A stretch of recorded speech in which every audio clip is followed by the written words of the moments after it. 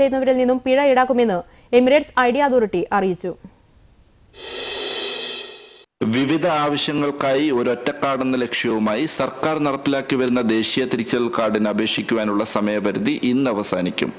രാജ്യത്തുള്ള പ്രവാസികൾ ഉൾപ്പെടെയുള്ള എല്ലാവരും ജൂൺ 1 മുമ്പായി കാർഡിന് അപേക്ഷിക്കണമെന്നും സമയപരിധി കഴിഞ്ഞാൽ പിഴ ഈടാക്കുമെന്നും എമിറേറ്റ്സ് ഐഡന്റിറ്റി അതോറിറ്റി അറിയിച്ചിരുന്നു.